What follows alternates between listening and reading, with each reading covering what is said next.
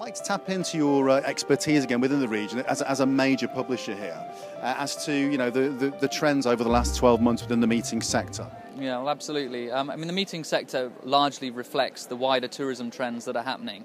So, of course, when we see large amounts of FIT business coming in, we're also seeing quite a large amount of meetings business. And the meeting sector is largely driven by the UAE.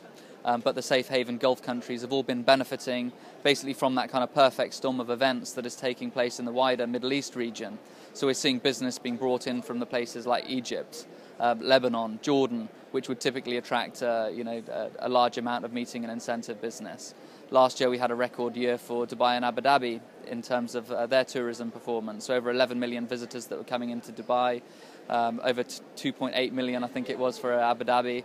So it's been incredible, and we've also seen statistics like 20% of the business that's coming in to Abu Dhabi is classified as MICE, so that's fantastic.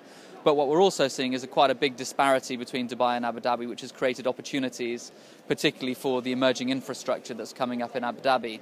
So rates in Abu Dhabi at the moment are about 35% less than Dubai.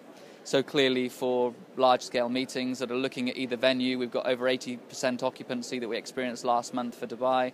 Of course, it's difficult to go and get that room allocation. It's easier in Abu Dhabi, it's cheaper in Abu Dhabi, and they're obviously developing some business as a result of that, which is great.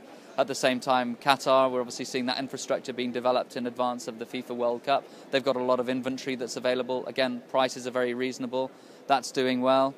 Oman has the convention centre that's coming up. Again, that's opening up a new sphere of opportunity that wasn't there before because they just didn't have that infrastructure available. And again, it's got something quite different to the other Middle Eastern destinations, something a bit more cultural, it's scenic, a very different type of profile of attraction than we see in some of the other traditional Gulf countries.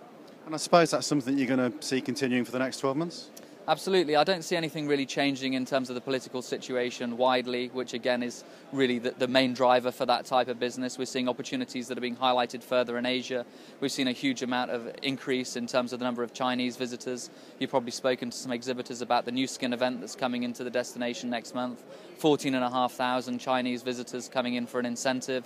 One of the largest incentives ever held, and obviously we're going to be the host here, and that's benefiting both Dubai and Abu Dhabi because there's elements of the event that kind of fall into both camps.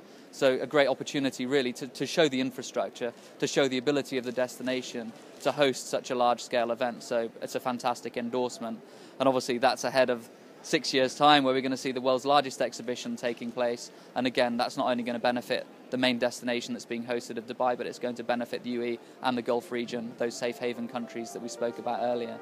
Looking good going forward. Rob? Yes, absolutely. As ever, thank you very much for talking to me. Thank you very much for the opportunity. Cheers.